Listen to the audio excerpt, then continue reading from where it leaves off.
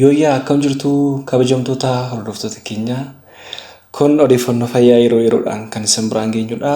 Sagantaa keenya fayyaa kanaan dura isin biraan ga'aa turre keessattis odeeffannoo fayyaa garaagaraa mana keessan teessanii argachaa turuun beekamaadha.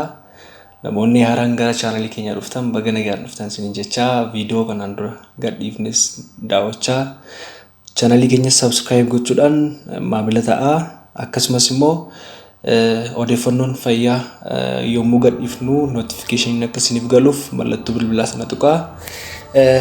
Egaa hin dhaggeeffattoota keenya sagantaa keenya guyyaa har'aatiin wanta nuti isiniif qabannee dhiyaanne waa'ee finniisa yookiin immoo bugurii kan jedhu ta'a. Finniisa maaltu nutti fida? Akkamittis immoo ofirraa dhowwuu dandeenya? Wantoota finniisa nutti fidan kanarraatii barree of eeggachuu akka qabnu, kan biraa immoo namoonni finniisa yookiin immoo bugurii fuularraa qaban akkamitti manatti of yaallee balleessuu dandeenya, yeroo kam immoo ogeessa fayyaa bira deemuu qabna kan jedhu sagantaa kutaa lamaan qabanne isiniif dhiyaadhee jira. Hanga xumura sagantaa keenyatti nu waliin turaatii nu hordofaa isin jechuun barbaada. Egaa hordoftoota keenya akkuma beekamu gogaan keenya qaama keenya keessaa gara bakkeetti bahee kan argamudha. Qaama keenya keessaas immoo ulfaatinaan amma gogaa keenyaa kan ga'u hin jiru. Gogaa keenya jalattis immoo wantoonni garaagaraa baay'een jiru. Akkuma beekamu gogaan keenya qaawwa qaba. Qaawwa xixiqqaa ijaan hin argamne qaba. Kunninis immoo achi jala xannachoonni garaagaraa waan jiranii fi xannachoonni xuraawwan garaagaraa qaama keenya keessaa karaa qaawwa kanaa ba'u jechuudha.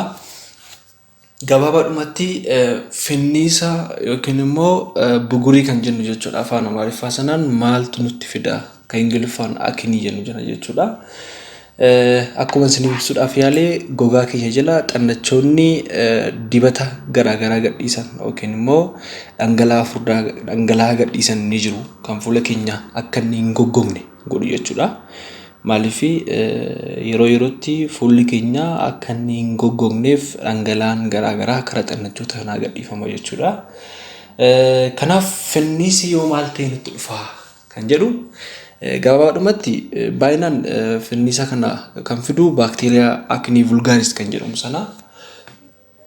Baakteeriyaan kun akkamittis immoo keessa seenee fiduu danda'a kan jedhutti seenuu dandeenya.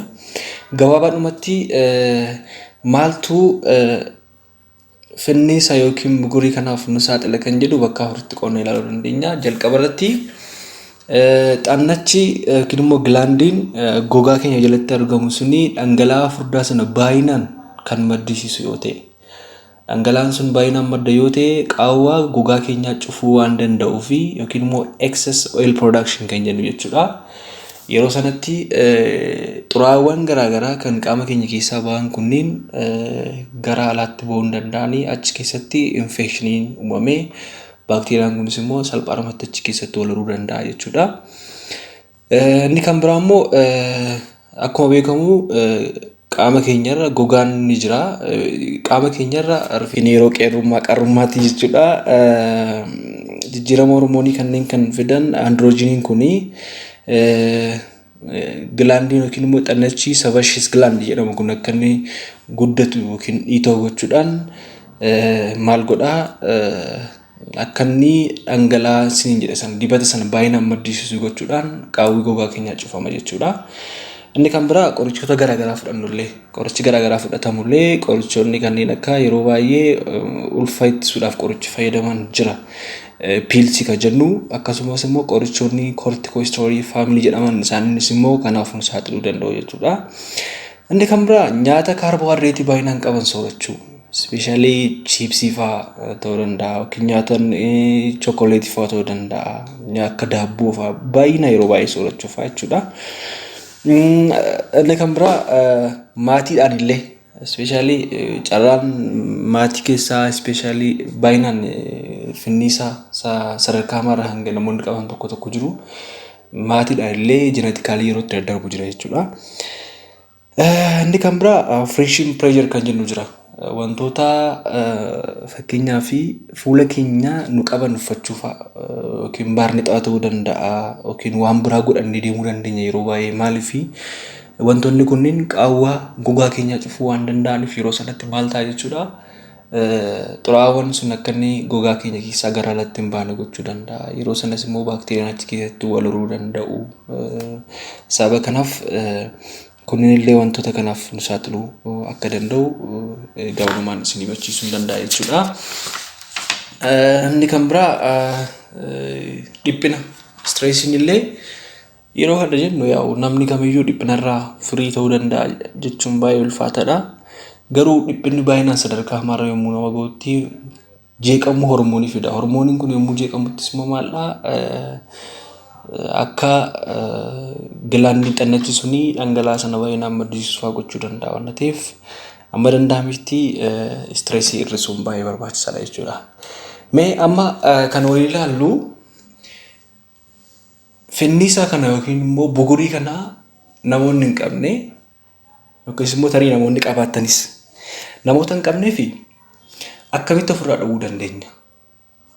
Namoonni qabnu immoo yoo qabaanne sana akkamitti of yaaluu dandeenya? Akkasumas immoo akkamitti akka inni bakka qaama keenya biraatti hin baay'anne yookiin immoo sadarkaa maraan hin geenye gochuu dandeenya kan jedhu kan walii ilaallu ta'a.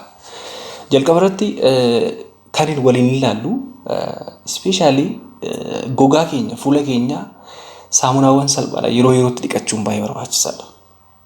Namoonni baay'een irra birraa kaanii hojii deemuu danda'u. Kun dogoggora guddaadha. Sababa maaliif xoriin fuula keenya irra jiru dafqa ta'uu danda'a. Waan garaagaraas ta'uu danda'a. Kun qaawwaa gogaa keenya duuchuu waan danda'uuf saamunaadhaan dhiqachuun baay'ee barbaachisaadha. Saamunaan ispeeshaalii laayif booy kan jedhaman saamunaan akkasii illee jiru waan ta'eef isaa fayyadamuun baay'ee gaariidha. Isinitti hin barbaada. Inni kan biraa mataa keenya illee yeroo yerootti dhiqachuun gaariidha. Maaliif dafqi mataa keenya keessaa gara gogaa gara fuula keenyatti yaa'uu danda'a waan ta'eef jechuudha. Inni jalqaba irratti immoo meekaappii garaagaraa kanneen meekaappii fakkeenyaaf dibata fuulaa yoo fayyadamtan illee dibata dhangala'aa ta'etu fayyadamtan gaariidha. Dibata baay'inaan furdaa ta'e fayyadamuun gaarii miti. Baay'inaan vaaziliinii furdaa ta'uu danda'a jechuun kunis immoo dibata qaawwaa gogaa keenyaa cufu jechuudha. Qaamni gogaa keenyaa sun cufamee jennaan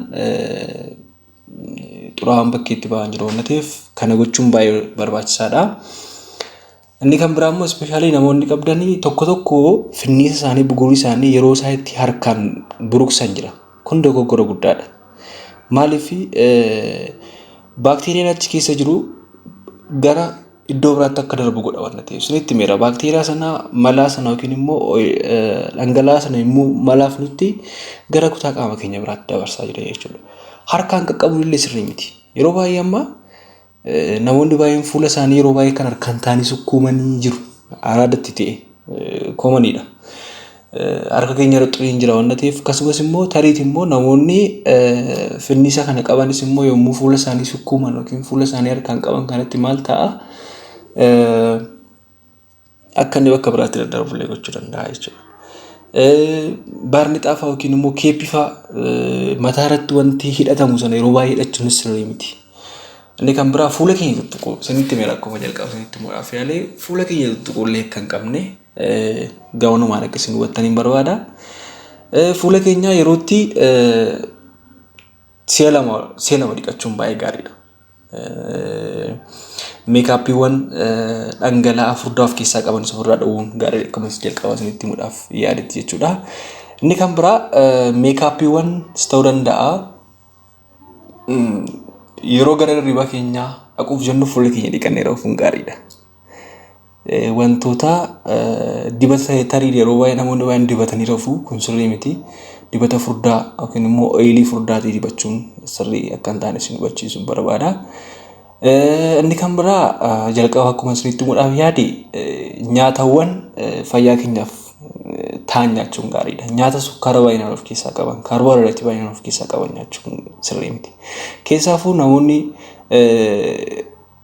finniisa ofirraa qabanis kan biraas chiipsii fa'aa baay'inaan yeroo baay'ee namoonni chiipsii baay'inaan jaallatan jiru.